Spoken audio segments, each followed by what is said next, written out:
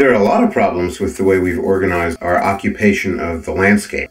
Some of them are logistical, social, even spiritual problems, and some of them are ecological and economic problems. Any way of life that's based on the use of non-renewable resources and based on the hyper-exploitation of renewable resources, so-called, any way of life that perceives the world around them as consisting of resources and not beings and communities to enter into these reciprocal relationships with, is going to destroy its land base. This culture has been destroying its land base for the last 6,000 years. That's not very smart on a finite planet. We're really fucked.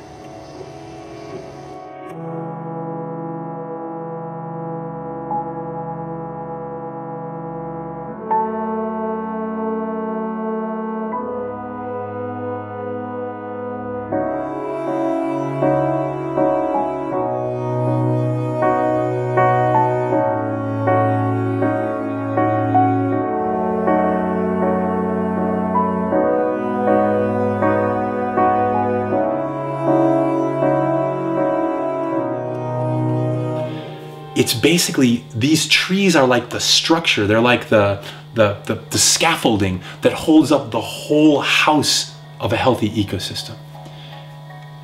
I can say it in words, you can watch it on TV.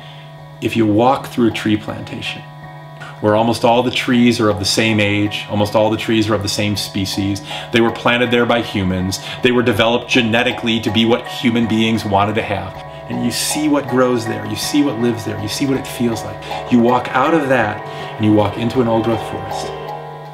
That is exactly what used to be where that tree plantation was. It's like a line that runs sometimes, a line where they drew and they said, cut here, not there yet. You walk across that line and you're back on Earth.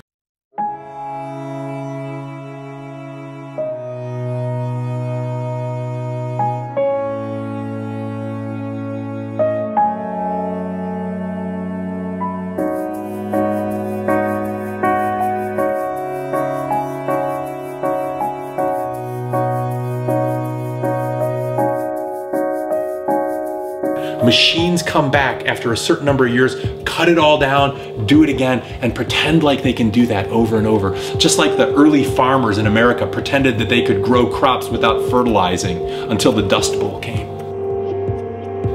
So we deplete the soil, we grow the tree farm, and all the species are gone.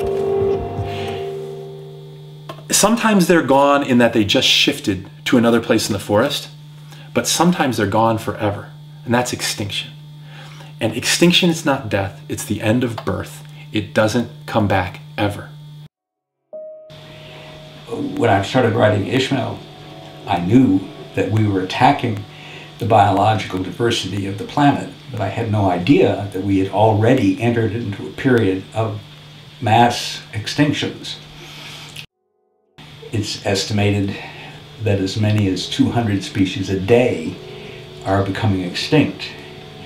This is roughly 1,000 times the normal rate of extinction. There, of course, have been extinctions throughout the history of life on the planet, but this is what is meant by a mass extinction, like happened in the late Permian period when the dinosaurs disappeared.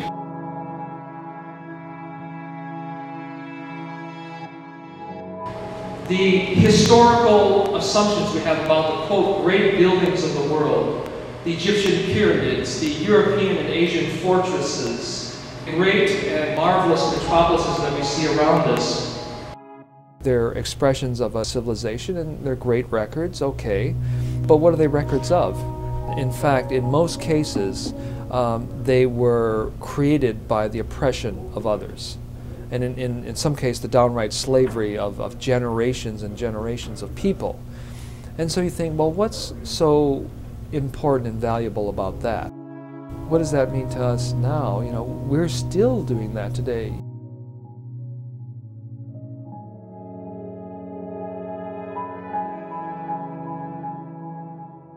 I think Buckminster Fuller summed it up pretty well with the idea of energy slaves, where we have, you know, energy has become so cheap, and it does a lot of work for us.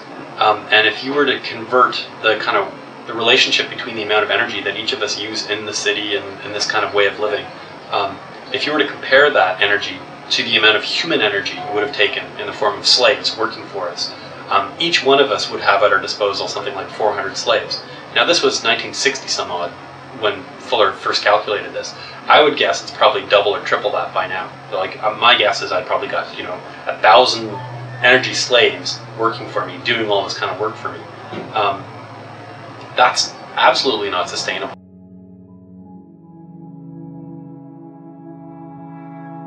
There's a lot of different reasons that our normal lives are things that we need to look at and change. For example, our normal life is ecologically unsustainable. I mean, we are destroying the life support systems of the planet. Our normal life also creates huge disparities in health and wealth, which these are both really important issues. They're not anything that's going to cause us to change society or change the structure of the system. Now, this whole normal life being underwritten by cheap and abundant fossil fuels, this concept right here, that could lead to change. Oil being a finite substance will come to some point where it actually hits a maximum level, then it goes into a declining. At that point where it starts to go into decline, we're gonna have to figure out how to make do with less. We don't know how to do that. A lot of people have very high hopes, you might even call them wishes, that technology is going to come to the rescue and solve these energy problems we have and actually allow us to continue running our stuff the way we're running it. No combination of alternative energy systems is going to allow us to run North America the way we've been used to running it, or even a substantial fraction of it. We're going to have to downscale and rescale and resize and right-size and reorganize all of these systems. When do we run out? And of course the answer to that is very disturbing, because it's not really a matter of when we run out, but when we are no longer able to continue the path of growth, when we're no longer able to have more fossil fuels with every passing year to fuel more shopping malls, more cars, more highways. And that time is basically now. America's housing infrastructure is extremely vulnerable to the problem of peak oil. We've built millions of houses that have to be heated with fossil fuels. So how are we going to heat all of these houses? Most of us are living in places that get really cold in the winter. I mean, you really can freeze to death in places like Iowa and Minnesota and upper New York State. So we're going to have to figure out an alternative to the standard American house and do it really quickly. We need to reinvent our normal lives so that they are not only ecologically sustainable and not only socially just, but we need to make them much, much less dependent on fossil fuels.